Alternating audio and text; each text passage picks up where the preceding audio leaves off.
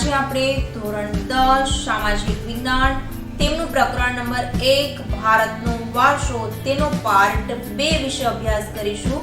આજના મુદ્દા છે ભારતીય સાંસ્કૃતિક વારસો। એનો પહેલો મુદ્દો છે ભારતનો પ્રાકૃતિક વારસો અને એમના 4 મુદ્દા છે। પહેલું ભૂમિ દ્રશ્યો, બીજું નદીઓ, ત્રીજું વનસ્પતિ જીવન અને ચોથું વન્ય જીવન।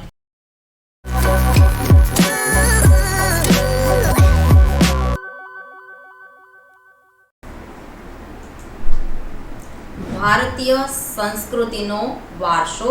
હવે પ્રશ્ન છે એની અંદરથી નીકળે છે વારસો એટલે શું।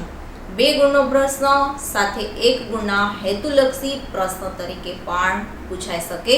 તો સૌપ્રથમ જોઈ લઈએ વારસો કોને કહેવામાં આવે છે। વારસો એટલે આપણને આપણા પૂર્વજો તરફથી મળેલી અમૂલ્ય ભેટ।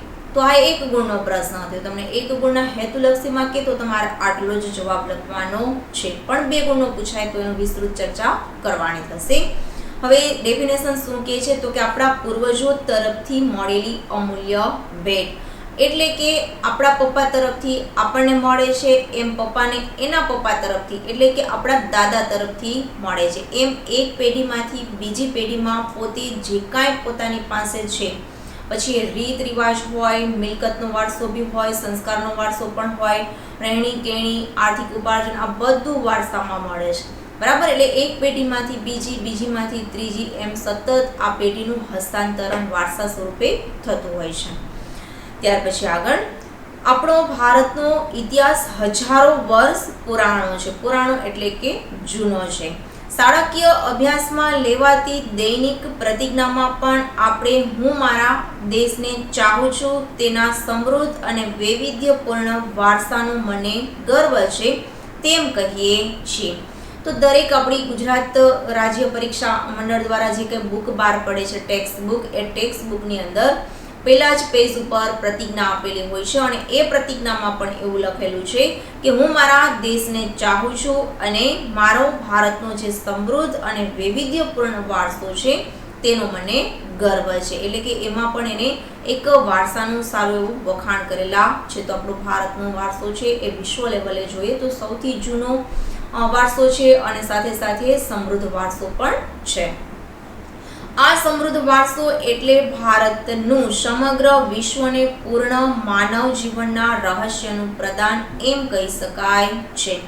એટલે કે વિશ્વના લોકોને માનવ જીવન કેમ જીવવું, બરાબર, એનું જે વારસો છે એ ભારતે વિશ્વને શીખવેલો છે એવું એ કહેવા માંગે છે। એટલે કે એક પૂર્ણ માનવ જીવન જીવવું હોય તો કયા પ્રકારના તત્વો આપણી અંદર હોવા જરૂરી છે, કયા પ્રકારની સંસ્કૃતિ હોવી જરૂરી છે, તો આપણે ભારતને જ નહીં વિશ્વને પણ ભેટ આપેલી છે। આમ ભારતના આ વારસાને નીચે દર્શાવેલા 2 વિભાગોમાં વહેંચી શકાય। હવે અહીંયા તમને એક બીજી ડેફિનેશન પણ કહી દઉં છું, કદાચ તમને ટેક્સ્ટ બુકની ન યાદ રહે તો તમે સરળતાથી યાદ રાખી શકો એવી છે। એક પેઢી પોતાની અનુગામી પેઢીને આપે છે, એ પેઢી પોતે શીખેલી કે મેળવેલી બાબતો તેમાં ઉમેરે છે અને ત્યાર પછી એ પેઢી પોતાની અનુગામી પેઢીને આપે છે। આ રીતે પેઢી દર પેઢી જે કાંઈ આપણને મળે તેને વારસો કહેવામાં આવે છે। તો આ પણ તમે 2 ગુણના પ્રશ્ન તરીકે લખી શકો, સાચું પડે ખોટું નથી પડતું। અહીંયા આ વારસાવાળો મુદ્દો છે પૂર્ણ થાય છે। હવે આપણે 2 એના જે મુખ્ય પ્રકારો પડે છે એની વાત કરવાની છે। એ વારસાના જે 2 વિભાગ છે એમાં પહેલો વિભાગ છે ભારતનો પ્રાકૃતિક વારસો અને બીજો છે ભારતનો સાંસ્કૃતિક વારસો। એમાં સૌપ્રથમ આપણે જોશું પહેલું ભારતનો પ્રાકૃતિક વારસો। હવે એમાં પ્રશ્ન છે, 2 પ્રશ્નના સ્વરૂપ બોલું છું। એક કે પ્રાકૃતિક વારસામાં સમાવેશ થતી બાબતો જણાવો। હવે આ 4 ગુણનો પ્રશ્ન પણ અને 2 ગુણના સંદર્ભમાં યાદ રાખવાનો છે। શક્ય હશે ત્યાં સુધી 2 ગુણમાં જ પૂછાશે। જો 4 ગુણ કહીએ તો આખો ડીપમાં સમજાવવાનું છે, 2 ગુણ કહીએ તો હું કહું એટલું તમારે લખવાનું છે। અથવા પ્રશ્ન એમ પણ પૂછાય કે ભારતના પ્રાકૃતિક વારસામાં કઈ કઈ બાબતોનો સમાવેશ થાય છે, તો તમારે ઓનલી ફોર એમાં સમાવિષ્ટ બાબતો જ લખવાની છે, વિસ્તૃત કોઈ ચર્ચા કરવાની નથી। જો વિદ્યાર્થી મિત્રો આપ મારી ચેનલ પર નવા હો તો ચેનલને સબસ્ક્રાઇબ કરો, બેલ આઇકન ઉપર પ્રેસ કરો જેથી અમારા તમામ નવા વિડીયો તમારા સુધી જલ્દીથી પહોંચી શકે। વિડીયો પસંદ આવે તો લાઈક કરો અને આપના ગ્રુપમાં શેર કરો। હવે પ્રાકૃતિક વારસાની વાત કરીએ તો પહેલોનો અર્થ આપ્યો છે, પહેલી લીટી એની નીચે અંડરલાઈન બી કરજો। 100 માર્કના પ્રશ્ન તરીકે પણ છે કે પ્રાકૃતિક વારસો કોને કહેવાય છે। પ્રકૃતિ, પર્યાવરણ અને માનવ જીવનની વચ્ચેના નિકટતમ સંબંધોનું પરિણામ એટલે પ્રાકૃતિક વારસો। હવે શું કહે છે? પ્રકૃતિ એટલે કુદરત, બરાબર, પર્યાવરણ એટલે વાતાવરણ અને માનવ, આ ત્રણેય વચ્ચે નિકટતમ સંબંધ એટલે કે ત્રણેય વચ્ચે નજીકનો સંબંધ છે અને એનું જે પરિણામ છે એ પ્રાકૃતિક વારસા તરીકે ઓળખવામાં આવે છે। ત્યાર પછી પ્રાકૃતિક વારસો એક કુદરતની ભેટ છે। 1 માર્કનો શોર્ટ ક્વેશ્ચન, પ્રાકૃતિક વારસો એક કોની ભેટ છે? તો કે કુદરતે આપેલી ભેટ છે। ભારતનો પ્રાકૃતિક વારસો વિશિષ્ટ અને વૈવિધ્યસભર છે। હવે જો અહીંયાથી હું બોલું છું આગળ, ત્યાંથી 2 ગુણ વાળો જે કહું છું કે પ્રાકૃતિક વારસામાં સમાવેશ અથવા સમાવેશ થતી બાબત અથવા કઈ કઈ બાબતોનો સમાવેશ થાય, તો હું અત્યારે જે બોલું છું એ એક જ મુદ્દો એનો જવાબ લખવાનો છે। જો વિસ્તૃત મોટો પ્રશ્ન પૂછાય તો જ તમારે વધારે મુદ્દા લખવાના થશે। તો આ પ્રાકૃતિક વારસામાં સમાવિષ્ટ થતી બાબતોમાં ઊંચા પર્વતો, નદી, ઝરણા, સાગરો, લાંબા દરિયા કિનારા, વિશાળ ફળદ્રુપ મેદાનો, ખીણ પ્રદેશો, રણ, વૃક્ષો, વનસ્પતિ, જીવ જંતુ, ઋતુઓ, પશુ પક્ષીઓ, પ્રાણીઓ, ભૂમિ દ્રશ્ય, વિવિધ પ્રકારના ખડકો અને ખનિજો, આ બધાનો સમાવેશ પ્રાકૃતિક વારસામાં થાય છે। એ 2 ગુણનો પ્રશ્ન ત્યાં પૂર્ણ થાય છે। આપણે સૌ પ્રકૃતિના સંતાન છીએ। પ્રકૃતિએ આપણને આહાર, પાણી, શુદ્ધ વાયુ તેમજ નિવાસ જેવી લગભગ બધી જ આવશ્યકતાઓ માટે સુંદર વ્યવસ્થા કરી છે।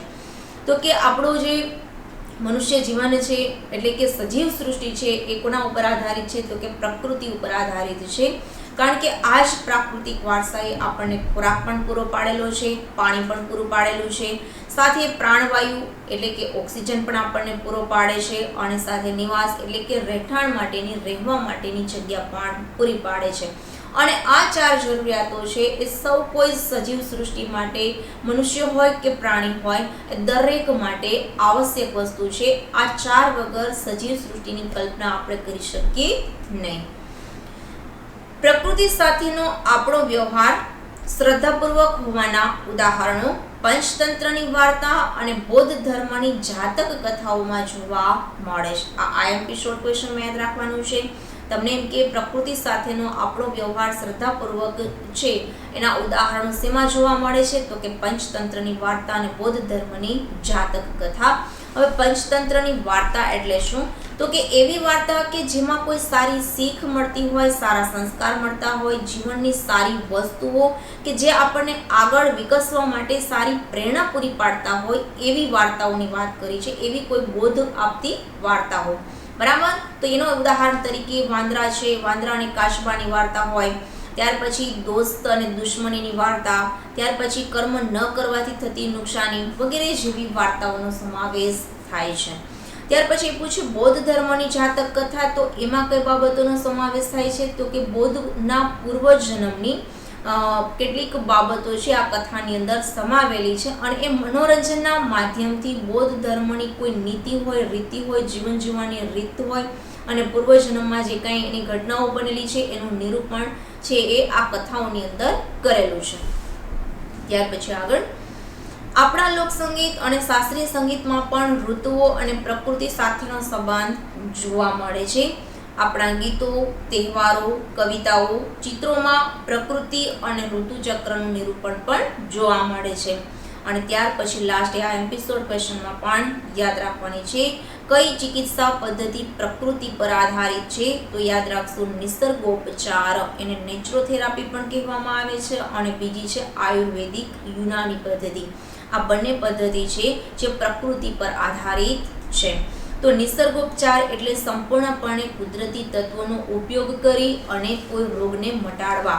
તો ઉદાહરણ તરીકે સૂર્ય છે, તો સૂર્યથી પણ ઘણા બધા, સૂર્યને સવારે અર્ધી આપવાથી કહેવાય છે કે સૂર્યને સવારે પાણી જે લોટાની અંદર રાખી અને ધીમી ધારે જ્યારે સૂર્ય ઉગતો હોય ત્યારે પાણી ચડાવવાથી લાઈફ ટાઈમ મોતિયો આવતો નથી, વિટામિન ડીની છે એ ખામી થતી નથી અને ઘણા બધા સ્કિનના રોગો પણ એનાથી દૂર થાય છે. બરાબર. આ રીતે તુલસીની પૂજા છે. તુલસી પણ એક કુદરતી વનસ્પતિ છે, તો એ પણ આપણા આરોગ્ય માટે ખૂબ સારી ગણાય છે. બરાબર. તો આ રીતે કુદરતી તત્વોનો ઉપયોગ કરી, પ્રકૃતિનો ઉપયોગ કરી અને રોગોને મટાડવામાં આવે છે. એટલે સંપૂર્ણપણે કુદરત પર આધારિત હોય છે. જ્યારે યુનાની પદ્ધતિ શું છે તો કે આશરે 2500 વર્ષ જૂની એક આયુર્વેદિક પદ્ધતિ છે કે જેમાં રોગોને મટાડવા માટે ઔષધિનો ઉપયોગ થાય, જડીબુટ્ટીઓનો ઉપયોગ થાય, ખનિજ પદાર્થોનો ઉપયોગ થાય. ખનિજ પદાર્થ તરીકે ઉદાહરણ આપું તો સોનાની ભસ્મ છે, પારાની ભસ્મ છે, એ રોગોને મટાડવા માટે, કેન્સર જેવા દર્દીને કેન્સર જેવી રોગોની સારવાર માટે યુઝ થાય છે અને જીવજંતુનો ઉપયોગ થાય છે. એટલે કે કેટલાક એવા જીવજંતુ છે એનો ઉપયોગ કરીને રોગ મટાડવામાં આવે છે. તો આ યુનાની પદ્ધતિ છે એનો ઉદ્ભવ ગ્રીસ દેશમાં થયેલો છે. અહીંયા આપણો આ પ્રકૃતિવાળો મુદ્દો છે પૂર્ણ થાય છે. હવે આપણે એના પ્રકૃતિના જે 4 તત્વો છે એમાંનું પહેલું તત્વ છે ભૂમિદ્રશ્ય. તો આ ભૂમિદ્રશ્યનો પ્રશ્ન છે. પ્રશ્ન નંબર 6. પ્રાકૃતિક વારસાના અંગો તરીકે ભૂમિદ્રશ્યોનો પરિચય આપો. તો પ્રશ્ન નંબર 6 ની અંદર આ પ્રશ્ન 2 ગુણના પ્રશ્ન તરીકે યાદ રાખવાનો થશે. બરાબર. પ્રાકૃતિક વારસાના અંગ તરીકે ભૂમિદ્રશ્યનો પરિચય આપો. એનો પહેલો મુદ્દો છે ભૂમિના વિવિધ આકારો અનેક ભૂમિદ્રશ્યો સર્જે છે. અહીંયા ઉદાહરણ એક જ આપ્યું છે, પણ ભૂમિદ્રશ્યમાં નદીઓ, ઝરણા, સાગર કિનારા, તળાવો, પર્વતો, ઉચ્ચ પ્રદેશો, જંગલો બધું આવી જાય. એટલે કે પૃથ્વીના પડનું ઉપરનું સ્વરૂપ છે એ ભૂમિદ્રશ્યમાં આવે. પણ અહીંયા ઉદાહરણ તરીકે હિમાલયનું એક ઉદાહરણ આપી અને સમજાવેલું છે. ઉદાહરણ તરીકે હિમાલય પર્વત એક ભૂમિ આકાર છે. હિમાલયમાં અનેક પ્રકારની ઉપયોગી વનસ્પતિઓ છે, ખનિજો મળે છે, અવનવા પશુ પક્ષી જોવા મળે, શિખરો બરફથી છવાયેલા રહે છે, મોટી નદીઓ વહે છે, બારેમાસ પાણીથી ભરપૂર એવી પાણીની મોટી નદીઓ, જે સમૃદ્ધ કહી શકાય એવી નદીઓ જોવા મળે છે અને તરાઈના જંગલો પણ ત્યાં આવેલા છે. હિમાલયમાં અમરનાથ, બદ્રીનાથ, કેદારનાથ યાત્રાના સ્થળો પણ આવેલા છે અને નંદાદેવી જેવા શિખરો પણ આવેલા છે. ભારત માટે હિમાલયનું મહત્વ ઘણું છે. આ આપણી હિમાલય છે એ ભારતની એક કુદરતી દિવાલ ગણાય છે, જે મધ્ય એશિયામાંથી આવતા ઠંડા પવનોને રોકી ભારતને ઠંડીથી બચાવે છે અને અરબ સાગર અને હિન્દ મહાસાગર અને બંગાળાની ખાડીના જે કાંઈ ભેજવાળા પવનો છે પવનોને રોકી અને ભારતમાં વરસાદ લાવે છે. એટલે હિમાલય આપણું એક કુદરતી દિવાલ અને રક્ષણ તરીકેનું કામ કરે છે. એટલે આ હિમાલય છે આપણા માટે ખૂબ જ મહત્વનું છે. ત્યાર પછીનો બીજો મુદ્દો છે નદીઓ. હવે પ્રશ્ન નંબર 7. પ્રાકૃતિક વારસાના એક અંગ તરીકે નદીઓનું મહત્વ સમજાવો. અથવા તો પ્રશ્ન આપણે જે પૂછાશે પ્રશ્ન આ સ્વરૂપનો છે કે આપણે નદીને લોકમાતાનું બહુમાન આપ્યું છે શા માટે? કારણ કે ઓલો કોમન પ્રશ્ન છે એટલે એમાં લખેલો નથી, પણ લોકમાતા વાળો પ્રશ્ન છે એ આખું સેન્ટેન્સ અલગ છે, એટલે પરીક્ષામાં આવો પ્રશ્ન પૂછાવાની શક્યતા રહે. ફરી એકવાર પ્રશ્ન રિપીટ કરું છું. આપણે નદીને લોકમાતાનું બહુમાન આપ્યું છે શા માટે? હવે આ સેન્ટેન્સ એક શોર્ટ ક્વેશ્ચન પણ છે કે આપણે કોને કયા પ્રકૃતિના તત્વને લોકમાતાનું બહુમાન આપ્યું છે? તો પ્રશ્નનો જવાબ આવશે નદીઓ. આ પણ 2 ગુણનો પ્રશ્ન છે. એમાં આગળ જોઈએ. પ્રાચીન કાળથી નદીઓ પ્રાકૃતિક માર્ગ પૂરો પાડતી રહી છે. એટલે કે જ્યારે કોઈ વાહન વ્યવહારની સુવિધા ન હતી ત્યારે જળ માર્ગે વ્યવહાર થતો હતો. એટલે આ જળમાર્ગ પાણી છે એ આપણું કુદરતી તત્વ છે, એટલે એને આ પ્રાકૃતિક માર્ગ એને પૂરો પાડેલો છે. એટલે એક દેશમાંથી બીજા દેશમાં આપણો જે વ્યાપાર ચાલતો હતો એ જળ માર્ગે ચાલતો. ભારતીય સંસ્કૃતિ સિંધુ અને રાવી નદીના કિનારે પાલન પોષણ પામી છે અથવા તો વિકસી છે. 1 માર્કનો આઈએમપી શોર્ટ ક્વેશ્ચન બોર્ડની અંદર વારંવાર પૂછાતો પ્રશ્ન છે કે ભારતીય સંસ્કૃતિ કઈ નદીના કિનારે વિકસી છે? તો રાવી અને સિંધુ. સિંધુ, ગંગા, યમુના, સરસ્વતી, નર્મદા, ગોદાવરી, કૃષ્ણા, કાવેરી જેવી લગભગ બધી જ નદીઓએ ભારતના લોકજીવન ઉપર પ્રગાઢ અસરો ઉપજાવી છે. એટલે કે ગાઢ અસર, ગાઢ, ઊંડી અથવા ઘેરી અસર ઉપજાવી છે. જે વિસ્તારમાં નદીઓ હશે ત્યાં વિસ્તાર આસપાસ વિકસેલો જોવા મળશે અને વસ્તી પણ ગીચ જોવા મળશે. શું કામે? તો કે ખેતી સારી થાય છે પાણીને કારણે. ખેતી સારી થવાને કારણે ખેતી આધારિત ઉદ્યોગોનો પણ વિકાસ થાય છે અને સાથે સાથે ઉદ્યોગોનો વિકાસ થાય એટલે લોકોના જીવન ધોરણ પણ ઊંચા આવે, લોકોને રોજગારી મળે અને લોકોની આર્થિક આવક પણ સારી બને. ત્યાર પછી પીવાનું પાણી, વપરાશનું પાણી, સિંચાઈ માટે વીજળી, ખેતી, જળમાર્ગ જેવી આપણી મહત્વની જરૂરિયાતો સંતોષવામાં નદીઓનું સ્થાન અગ્રીમ છે. એટલે કે પીવા માટે પાણી પૂરું પાડે છે, વપરાશ માટેનું પાણી પૂરું પાડે, સિંચાઈ માટે, વીજળી ઉત્પન્ન કરવા માટે, જળમાર્ગ તરીકે આ નદીઓ છે એ મહત્વની છે. તે ઉપરાંત તે માટીના વાસણો બનાવવા માટે, લીપણ કરવા માટે, મકાનનું લીપણ જે અગાઉ, અત્યારે તો આપણે સિમેન્ટથી બનાવીએ છીએ પણ અગાઉ લીપણ કરતા ત્યારે એ છાણ જે હોય અને ગુવાર હોય બેને મિક્સિંગ કરી, માટીને ત્રણેયને મિક્સ કરી અને પાણીમાં કેટલા દિવસ સુધી એને રાખવામાં આવતી અને ત્યાર પછી એનું લીપણ કરવામાં આવે. ઉદ્યોગોના વિકાસ માટે પણ માનવીએ નદીના પાણી ઉપર જ આધારિત રહેવું પડે છે. મોટાભાગના ઉદ્યોગો એવા છે કે જે ઉદ્યોગો પાણી વગર ચાલતા નથી. તો આ નદીઓ છે એ ઉદ્યોગોના વિકાસ માટે પણ ખૂબ જ મહત્વની છે. આમ નદીમાં એ ભારતીય પ્રજા જીવનને સમૃદ્ધ બનાવ્યું છે. આમ નદીઓએ ભારતીય જે પ્રજા જીવન છે, આપણું જીવન છે એને સારું બનાવ્યું છે અને સમૃદ્ધ બનાવ્યું છે. આપણી સંસ્કૃતિમાં પ્રાચીન કાળથી નદી કિનારાના ઉષા અને સંધ્યાના વિવિધ ભૂમિ દ્રશ્ય દ્વારા ભરપૂર સૌંદર્ય, કલાસૂઝ અને કૌશલ્યનો વિકાસ પણ આ પ્રકૃતિના વારસામાં આપણને મળ્યો છે. તેથી આપણે નદીને લોકમાતાનું બહુમાન આપ્યું છે. હવે ઉષા અને સંધ્યાની વાત શું કરી છે, છેલ્લું સેન્ટેન્સ શું કહે છે તો કે દરિયા કિનારે સૌથી વધારે ઉષા સવારનું દ્રશ્ય અને સંધ્યા એટલે સાંજનું દ્રશ્ય. સવારે જ્યારે સૂર્ય ઉગતો હોય ત્યારે અને સાંજે જ્યારે સૂર્ય આથમતો હોય ત્યારે એનું દ્રશ્ય ખૂબ જ આબેહૂબ અને સુંદર હોય છે. એ સુંદર દ્રશ્ય જોઈને કોઈ કવિ જો ત્યાંથી પસાર થાય તો આ દ્રશ્યને જોઈને કવિને કવિતા લખવાની ઈચ્છા થઈ જાય.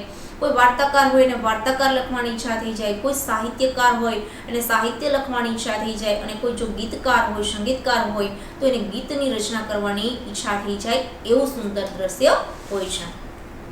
નદીઓ વાળો અહીંયા મુદ્દો પૂર્ણ થાય છે. ત્યાર પછીનો ત્રીજો મુદ્દો છે વનસ્પતિ જીવન. પ્રશ્ન નંબર 8, પ્રાકૃતિક વારસાના અંગો તરીકે વનસ્પતિ જીવનનો પરિચય આપો 2 ગુણના પ્રશ્ન તરીકે. તો કે ભારતની પ્રજા આદિ સમયથી એટલે કે અતિ પ્રાચીન સમયથી પર્યાવરણ પ્રેમી રહી છે, જેની સાક્ષી તેનો વૃક્ષ પ્રેમ, પુષ્પ પ્રેમ અને છોડવાઓ પ્રત્યેનો આદર સૂચવે છે. તો ભારતની પ્રજા આદિ સમયથી કેવી રહી છે તો કે પર્યાવરણ પ્રેમી રહી છે. માણસ, પ્રાણી, પશુ પક્ષીના આહાર માટે વનસ્પતિ પર આધાર રાખવો પડે છે. એટલે કે તમામ સજીવ સૃષ્ટિ છે એને પોતાનો ખોરાકનો એટલે કે આહાર માટે વનસ્પતિ ઉપર આધાર રાખવો પડે છે, જે વનસ્પતિ આપણને ખોરાક પૂરો પાડે છે. ભારતમાં વડ, પીપળો, તુલસી વગેરેની પૂજા ધૂપ દીપ કરવામાં આવે છે. આ એમપી શોર્ટ ક્વેશ્ચન યાદ રાખવાનું છે કે કઈ વનસ્પતિને પવિત્ર ગણી અને તેની પૂજા આરાધના કરવામાં આવે છે. તો આપણે 3 વનસ્પતિ યાદ રાખવાની છે, વડ, પીપળો અને તુલસી.